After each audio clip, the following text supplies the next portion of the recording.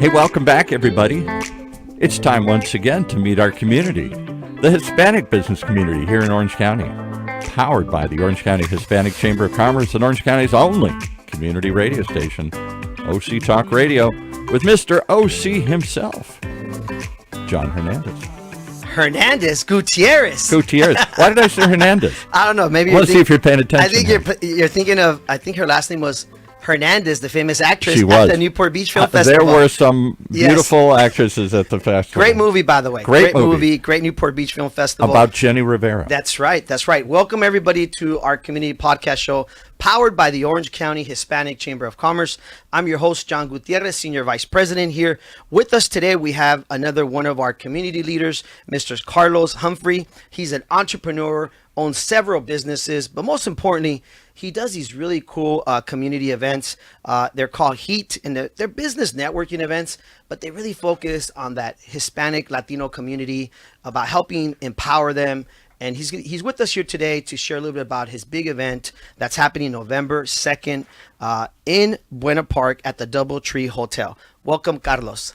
Thank you very much for having me here in your program. All right, step up, eso. And he might speak a little bit of Spanish. Estamos bien si hablamos español. No hay problema porque hacemos la Cámara de Comercio Hispano y hablamos. Thank you, Mr. Paul Roberts. Did you give me more sound there? Thank you. I'm cranking everybody up here. Yes, crank us up because we got to give a lot of energy to all of our members right now. We're getting into the holiday season, so everybody's out shopping, right? So we got to give them a little bit of heat, right? Yes. So, Carlos, before we move on into this event, which, by the way, is November 2nd at the Doubletree Hotel in Buena Park from 9:30 to 7:30, you're going to have breakout sessions. You're going to have a great panel. Very famous radio host, Omar y Argelia, who for so many years were the host of K-Love, El Radio en el Español, which me and my wife used to love listening to him because they're a couple, right? They're yes. Husband and wife, and they're going to be your MCs of the event. Of course, yes. How do you know these people? How did you meet them? Or I met them a long time ago on the radio only.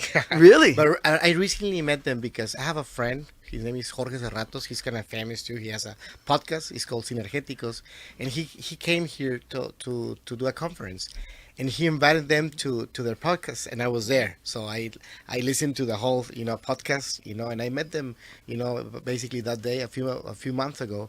So I got the opportunity to talk to them and say, hey, I listened to you guys for a long time ago, and I invite them to the event. Let's get him to lean in even more. He's so you're in the camera. He's so humble, so and he's so soft. Frente, Carlos, para que te vea la cámara aquí. Yeah, we got to get him louder here. Okay. And with us in the room too, I just want to make a note. Is Brandon your nephew, right? He's my nephew. Yeah. And he's almost my son already. This guy's everywhere, man. Almost son. He moves up to son. He texts me every day. I'm like half asleep. Brandon, ¿qué pasó, Brandon?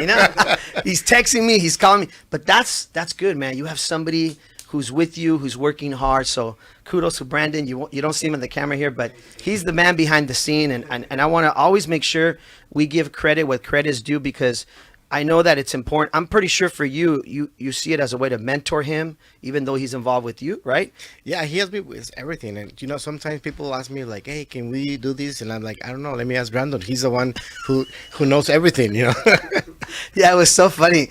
The other day, when we were trying to schedule the podcast, right? I said to him, can he be on this time, on this day? And I said, do you want to get back to me and ask Carlos? And he goes, no, I have his whole thing right here. He said he's available. Boom. We booked it, and here he is. Carlos is on the show, right? Brandon makes it happen. Thank you, Brandon. Good job, Brandon. Guys, it's important we talk about these things because I think it's great that one of the things you focus on is the power of networking. Yes. Right? That's one of the things we do at the Chamber. That's one of the things you do at your events, right? Yes. And so I want to go into that in the event and all that. But first and foremost, I want the audience to get to know you a little bit. Okay. That's one of the things we like to do on the show. Can you tell us a little bit about yourself? De donde eres? Donde naciste? Where you grew up? How did you get to this point in your career? And why do we ask that? Because a lot of our viewers and listeners are also part of our chamber. They're entrepreneurs. They're our youth chamber, right? We would like them to see the growth of someone's, life and how they got to this point. So can you share a little bit about yourself? Sure. Well, I'm from Mexico. I'm here from Tijuana, so I'm very close. Nice. And I came to this country when I was like 19 years old.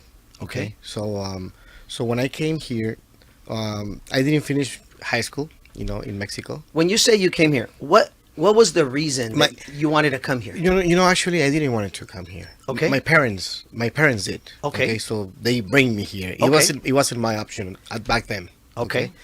So I didn't speak English. I didn't finish my high school. So there's a lot of things that I didn't know that I could do. So I started working where like Pizza Hut and delivering packages, things like that. And then my parents went back to Mexico, Oh, and I interesting. stayed. And you stayed. And I decided to stay because back then, I'm talking about 20 something years ago, I had a girlfriend and things like that. There was So- a reason why you yeah. wanted to stay. So I stay, but I work years in places like that I mentioned. Okay, and then I started working with another company, with a big company. So it was a money transmitter company, and then I met someone who started telling me like, you should do your business. I didn't know I could do those things. So that was like my first To start your own mentor. business? Yeah. Okay. So I started like wanted to to a little more and more and more, and then I started working in sales,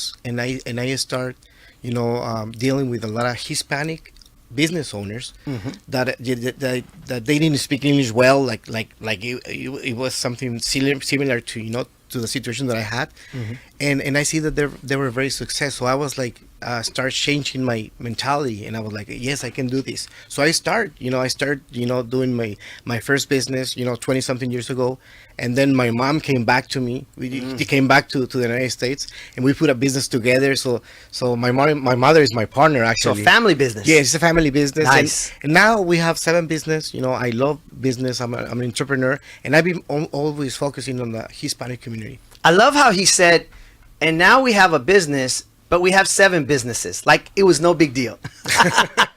Well- 7 business Yes. is a lot of work.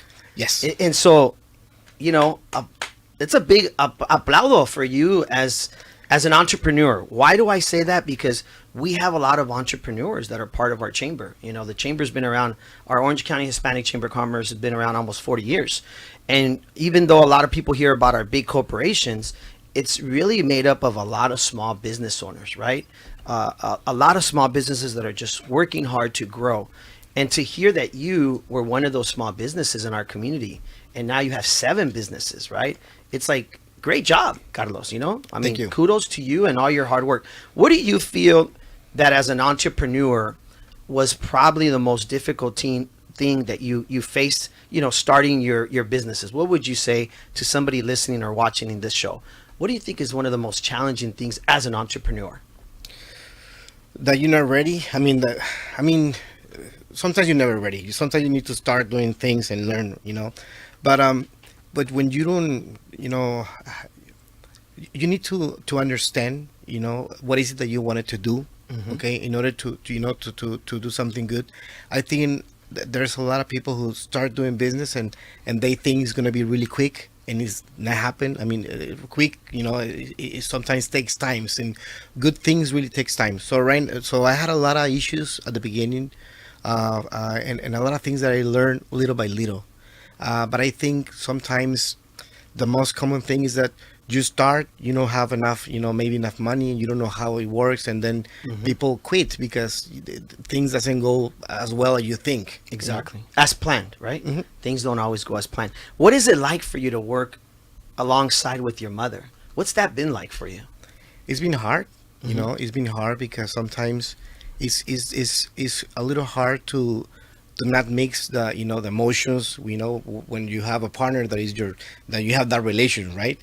But it's been good as well. Of course, I trust my mom, very much, and she helped me a lot, a lot.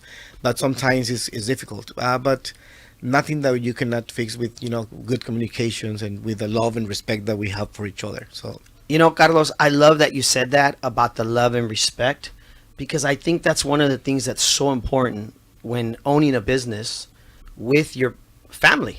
Yes. I own a business with my sister and my wife, and every day when I go home and we talk about the business, at dinner or during lunch or whatever, during a drive in the car, we can separate, that family relationship and just focus on, right, like the business. Yes. And it's not personal. It's business, right? In your case, hey, mom, no lo tomes personal, right? Like, this is what I want to do. And maybe your mom's like, well, this is what I want to do, right? Yes. And you might butt heads, right? And right? And that's the difficult part. Yes. But at the end of the day, you're still family. You still love each other, right? Of course. You still respect each other, like you said. But business is business, right? Yes. And I'm sure having 7 businesses, it's tough.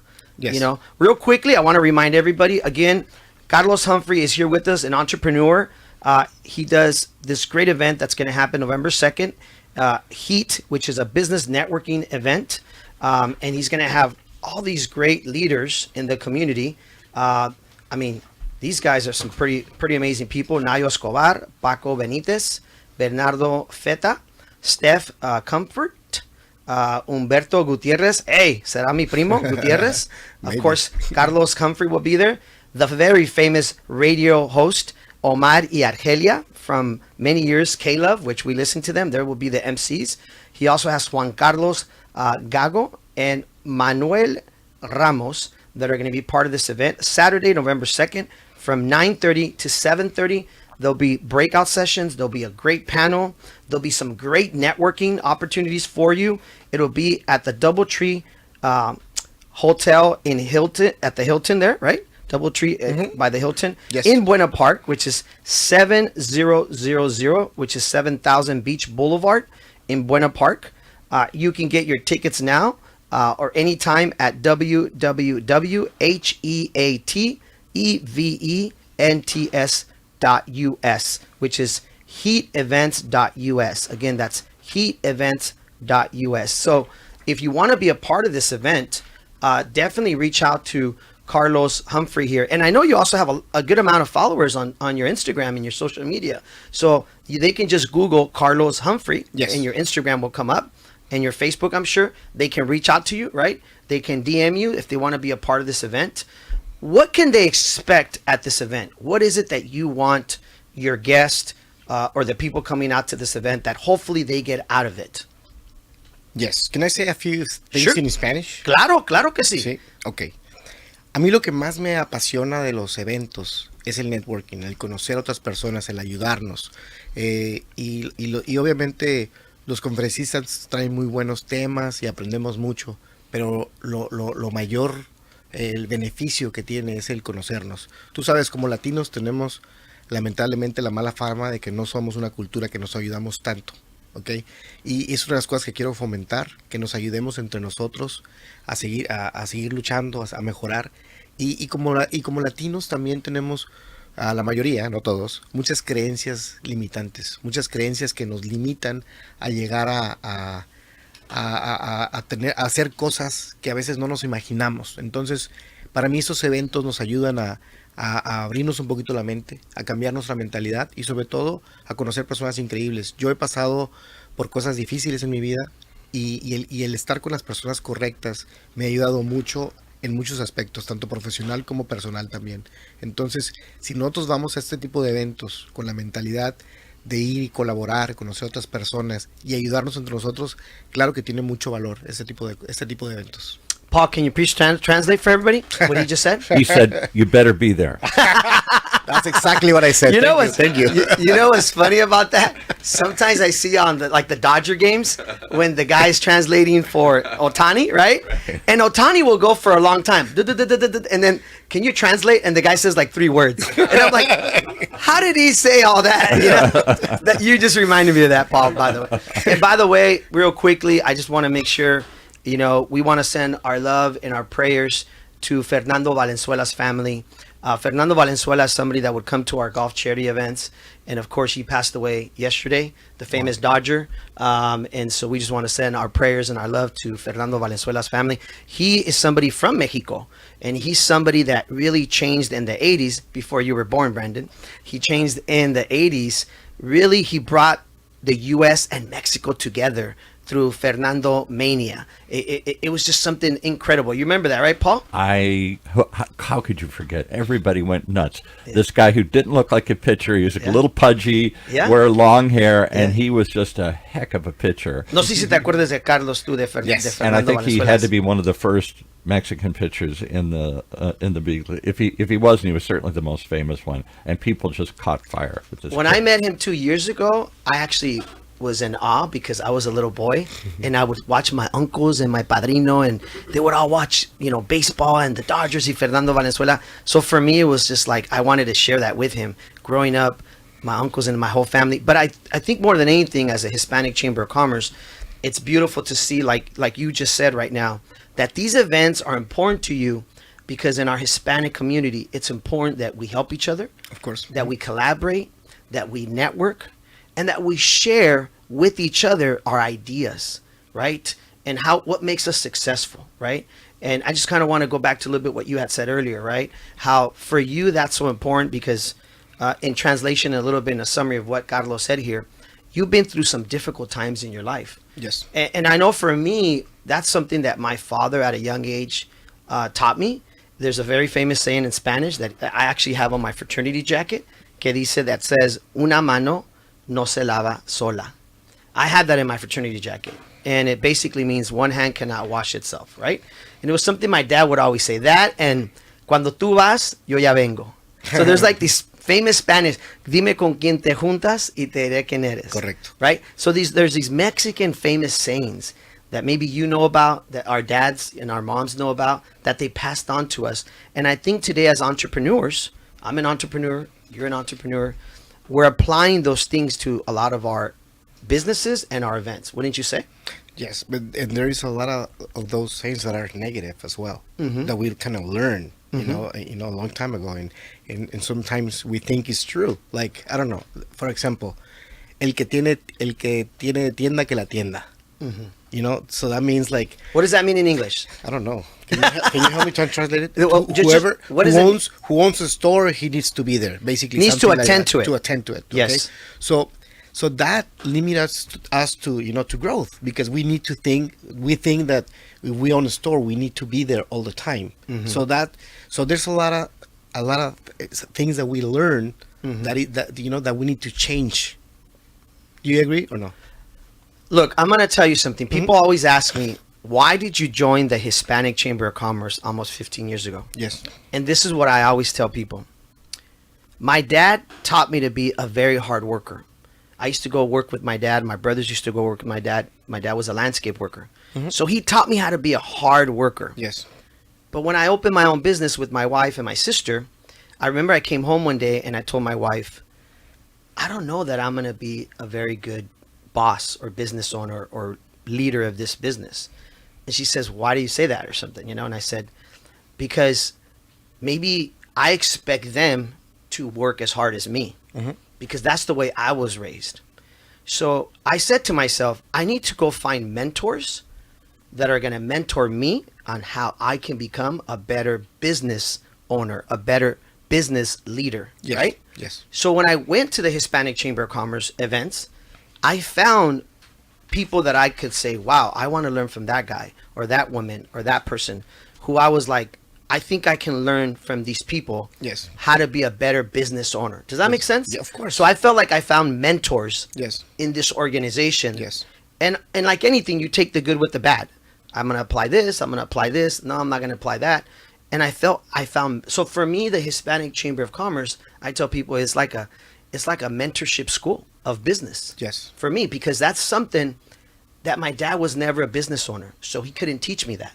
Yes. But he taught me how to be a hard worker. Yes. Does that make sense? Yes. So I think these events that you do, that we do, it's really about mentorship, right? Like Brandon here, he's a young man and he may be helping you put these events together, but he doesn't realize that by him sitting at these events and helping you, you're mentoring him, right? And one day you're going to be old, like I'm going to be old, Listen to that, Brandon. right? You're going to be old and I'm going to be old. Yes. And he will be in our seats. Yes. And he will remember everything, right? Like we're talking about right now. This is mentorship. He's learning by default. And he's going to eventually, hopefully, mentor other people under him. Y sigue la cadena, right? The Yes. chain continues. Yes. And I think that's the beautiful part about what we're doing with these events. You're Yes. finding mentors. Do not look at it like, oh, I got to buy a ticket. I got to go to this event. I got to be there all day. No. this is an opportunity for you to find mentors, right? Yes. And they may not all be your mentors, but one person here may be the right person you're looking for as a mentor. And it's not going to be the speakers. I mean, from the speakers, you can learn things and you can take notes and you apply whatever you like. But you can find, business partners, friends on those events. Exactly. And it happened to me. The majority of my friends, my close friends right now, and some partners for some of the projects that I'm working on, I met them on events. Okay, so that's why I'm in love with this. The power of networking. But we need to understand that we can, because I see a lot of people going to events, just giving business cards. You're not gonna connect with anybody giving just business cards like that. I don't even take the big business cards with me anymore. You know? I try to go and connect and meet people and you find people interesting, and then you need to do a connection, and there's magic things happens when you have that mentality. I love that you say that, Carlos, because there's events that sometimes I'm just tired. Yes. I don't want to go to them, right? Mm-hmm. And there's events that I'm just like, I feel like I need to, like something's telling me in my stomach, or God's giving me a message, you need to go to this. And then I go to these events and I walk out and I'm like, wow, this was the reason why I had to be here. Yes. I met somebody very important, right? Yes. And it's funny because like today, the podcast, right? If I can share this story, Carlos walks into our building here at UCI. And the first thing he says to me is, so what are you doing here? Why are you guys here? And I look at him and I'm like, take it slow. Let me explain to you. We have our office here. And our podcast is with Mr. Paul Roberts upstairs. You're about to see that. But I think, if I'm correct, he was impressed by the building and the technology, right? And you're probably like, wow, what is the Hispanic Chamber of Commerce? Why is John Gutierrez here in this building, right? Right? But it was so funny. Something like that. Yeah. We ask ourselves that every time he comes over. And it was almost like, wow, they let you in here, But once he was here, I shared with him the story that one of our board members is part of UCI. We work a lot with UCI, even though we work with a lot of universities, Cal State Fullerton, Burke, Chapman, others. But we have a strong relationship with UCI.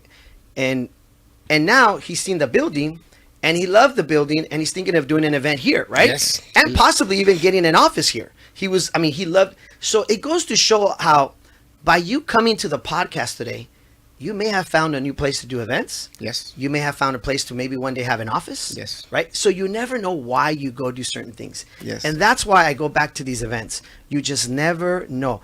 Carlos came to a networking event. That's how we met, through a friend of ours, Wendy, right? Mm-hmm. And here we are now. They're members of our chamber. They sponsored Viva la Cultura. They were there. I hope you enjoyed the event. I enjoyed the event, and I knew people from there that now I'm talking every day. Yes. The power of networking. Yes. Right? Well, it was a great event. I mean, I don't know. What'd you think? It was like 300 people showed up. Yes. And Brandon was in love like 3 times over there. I don't know why. Maybe we should ask Brandon why. Brandon wanted to get married or something. What's going on? No, I think what's so cool about the event, though, is that we had a little bit of everything. We had business, networking, which is what you guys were doing there. You guys hopefully were sharing your event with the people there. But we also celebrated our culture. Yes. Our history between music, art, and fashion. And I think that's what's beautiful about what we're doing at the Hispanic Chamber of Commerce. It's not just business networking, it's also celebrating our culture, right? Yes. Yes, Paul. Mr. Paul Roberts has a question. I can't help but tie this together with what happened the other night. The 25th annual Newport Beach Film Festival. Big deal, right? Big Hollywood stars, big movies coming down to premiere here in Newport Beach. And you guys hosted a Hispanic spotlight. Yes. And the world premiere of a new movie that we're all going to see soon about Jenny Rivera. Yes. The great singer. Called Jenny. Jenni. And it almost, 400 or 500 people showed up. It was 400 or crazy. 500 people show up to celebrate the life of this woman who was told her whole life, living in Long Beach, you can't do this. You can't sing this music. You can't be a star. You're a woman from a poor neighborhood. You've got all these, oh my God, all these horrible things after one after another. And she persevered. She believed that she could do it. Yes. And she now is an inspiration to others to show them they can do it. Because too often we tell ourselves, wherever you're at, whether you're rich or poor, Well, and you can't do something. And that goes back to what Carlos said earlier, right? Él vino de Tijuana. I mean, Tijuana is a tough place. I mean, it don't matter how tough Santa Ana, where I'm from, is, and some of these neighborhoods. Tijuana is, if I may say, I mean, it has a lot of beautiful things that I go to Tijuana for Mexican cheese and Mexican candy and piñatas and arnica. It's Brandon, another did you bring my country. arnica, by the way? Brandon was supposed to bring me arnica. Because it's another country. Yes, This is but- a whole nother world. But Carlos was born and raised there, and Tijuana's tough, right, Carlos? I mean, it's a tough place to grow up. What was that like for you, man? Do you feel it prepared you for these tough times in life as an adult? You know what? As a kid, like I mentioned, I was born in Tijuana, and I was there for maybe 8 years. Okay. And then I started moving to a lot of different places in Mexico. Really? Okay. Okay. Yes. So I lived in Tijuana for 8 years, and then we moved to Mexicali, Ensenada, which is close by. But then we also went to La Paz, Monterrey, so a lot of places. Nice. So you saw a lot of beautiful places. Yeah, but it was hard too, because as a kid, you imagine you start, making new friends, And you move. and then you move again. Yes. So it was hard. It was very hard, and I had a lot of, at the back then, I had a lot of, how do I say, some kind of issues, frustration with those things. Yeah, Okay. yeah. But then it helped me right now. Right now, it helped me a lot, because I learned how to be resiliente. How do you say resiliente? Resilience. Resilient. Y- So- You know, Carlos, it's so interesting you brought up that word. Right now, we as a chamber, we're working on a big project with the NFL, with our friend Dave, and it's going to be a project in Santa Ana for the kids on how to teach them resilience, Okay, great. because they're finding that a lot of kids today don't have that. Yes. Or they, because they're too busy in their rooms playing video games. Or they give up too easy. They're not used to and pushing that's, through. And that's Right. what resilience is. Not quitting, right? Not giving up, right? How do we teach that? And sometimes we learn that by default. In your case, you kept being moved around, right? And you had to be like resilient, be strong, rebuild new friends, connect with new people, right? Yeah, things that I didn't understand back then, but now I understand that it helped me. Sometimes I tell my kids, because if I compare, my childhood with my kids, are very different. Yes. Very different. And sometimes I tell Carlitos. Carlitos is the name, is my son, my only son, because I have 3 girls. And I'm like, hey, you know what? There's no issues in your life. I need to, to make you have a hard time, because when you grow up, there's nothing that you need to understand Yeah. from this Yes. age. And she just laughing, But you know what, Carlos, to Carlitos, your son, it's almost like you're giving him a better opportunity in life, right? You're giving him hopefully a better education than we had, maybe better opportunities. So I remember growing up, I remember my teacher told me, even though your dad was a landscape worker and that's hard work, you need to go to college so you can be a doctor, a lawyer, a teacher. Never did anybody think I'd be an entrepreneur, Yeah. or a podcast show host, or the vice president of the Hispanic Chamber, right? And so my teacher was like, and then your kids will hopefully be judges, or, not just a doctor, maybe a surgeon. So we hope that next generations of ours, right, will reach for higher goals, Yes. right? And that's where the resilience comes in. Yeah, but you know what? Sometimes, and especially with the Hispanic community, sometimes I see issues, and I had it too, and I need to learn to become a better father. Sometimes we think like, oh, I didn't have this when I was a kid, and I don't want my kids have those suffer or anything. And sometimes we give even more than we're supposed to. Yes. I mean, I see that in a lot in the community. Pero hacer padre es muy difícil, Yes. madre. Es otra cosa, right? What I said in English was, being a parent is a whole different world than being a business owner, Yes. or an entrepreneur, right? Yes. It's 2 total different worlds. Yes. Like, I was at the Newport Beach Film Festival with Paul Roberts, and we're around all these celebrities and movie people, right, Paul? I'm trying to get close to him. You got your arm around them all here. You're Mr. OC. You cut right through the crowd. Everybody knows you. Everybody wants pictures. Everybody wants this. Everybody wants that. But then, when you get home, you're just dad. Yeah. You're just Johnny the dad. Like, that's it. It doesn't matter who wants a photo with you. It doesn't matter who wants to be tagged on social media. But if you had ever said to your dad a million years ago, Dad, I'm going to be at a Hollywood movie premiere with the famous, beautiful actresses in this movie, I'm going to be up on stage with them, what would he have said? You're crazy. I'll tell you what. My dad once said to me this. This is before my dad died. I started my business, I think it was almost 2 years before my dad died of cancer. And I remember when my dad said to me, when he got up, because we took care of him. He lived in our house. We took care of him. And he said to me in Spanish, "No vas a ir a trabajar ahora?" He said, "You're not going to go to work today?" And I looked at my dad and I said, "I am working, Dad." He goes, "What do you mean you're working?" Right? And I said, "This is my business and this is what we're doing." And he said, and he looked at me kind of shocked and he said, "De veras?" He was like, "Really? You're working?" And I said, "Yeah, Dad." And he goes, "And you get paid like okay for this?" You know? And I said, "Yeah, I make X amount of dollars." And he was really surprised, you know? Mm-hmm. And I looked at him in the eyes.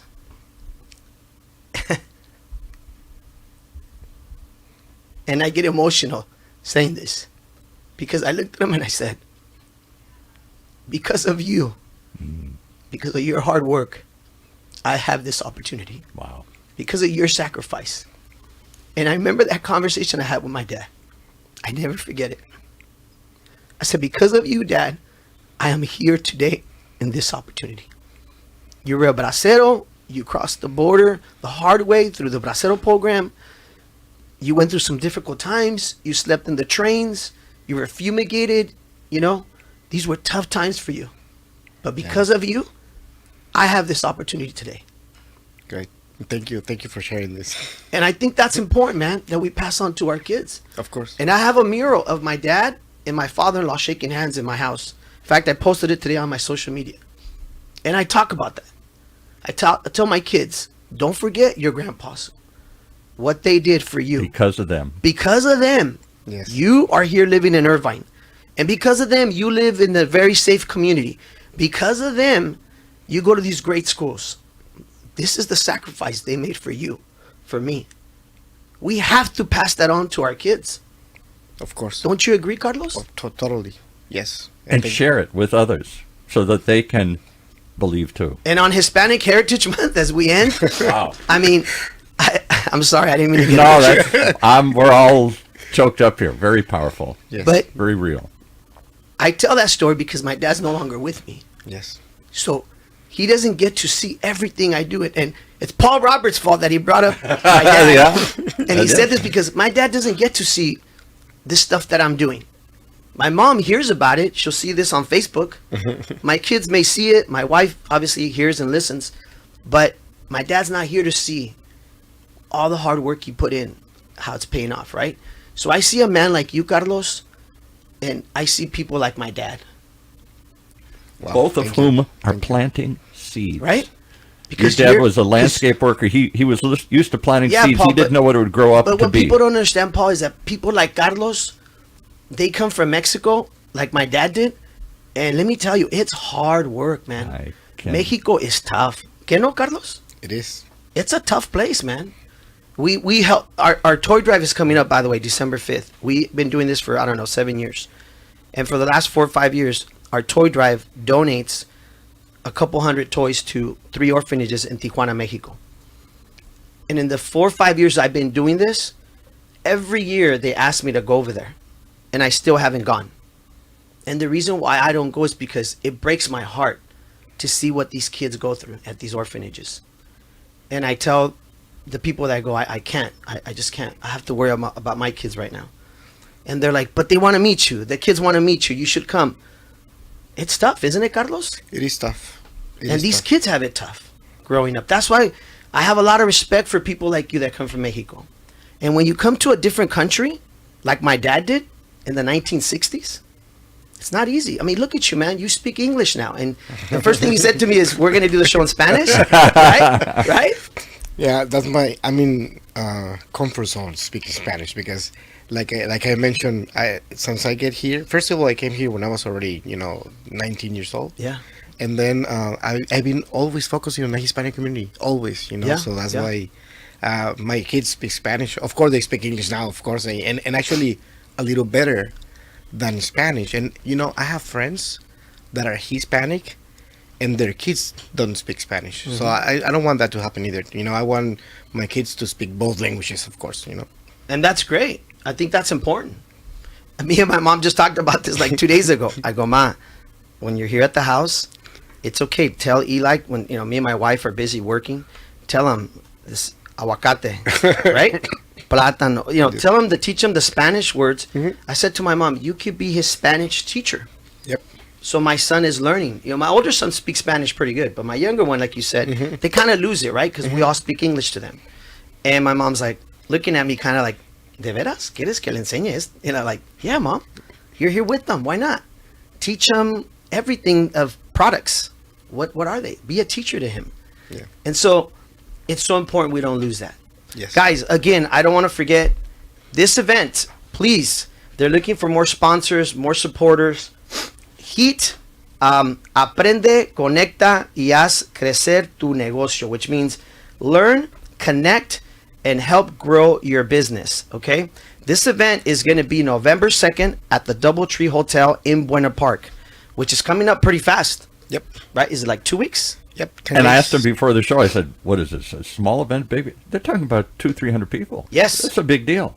So you really want to meet a cross-section, a big section of the community, come. And it's from 9:30 to 7:30, but they have different breakout sessions. There's a whole website you can go to, which is heatevents.us. Get your tickets. If you want to be a sponsor, reach out to Carlos. Humphrey, there's a whole story to that Paul Roberts kept wanting to ask. Doesn't sound Hispanic to me. We don't here. have enough time for that. But more importantly, reach out to Carlos. And again, he's going to have a great panel. Omar y Argelia, which are very, very famous people from the radio K-Love. They're going to be the host. Support what they're doing. They're new members of ours. Go learn, find mentors, possibly business partners, investors.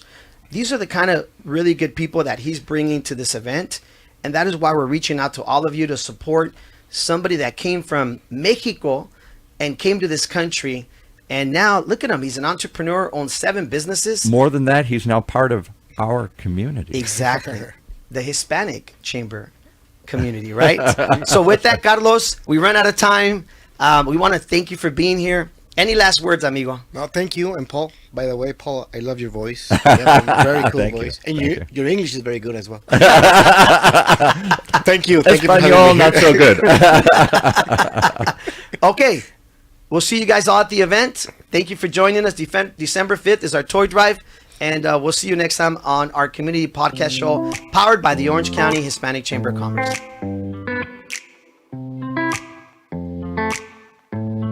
Well, there you have it. One more reason to tune in each and every time to meet our community, our whole community here in Orange County. Powered by the Orange County Hispanic Chamber of Commerce and Orange County's only community radio station, OC Talk Radio, streaming live from our studios here at the University of California, Irvine's Beale Applied Innovation Center.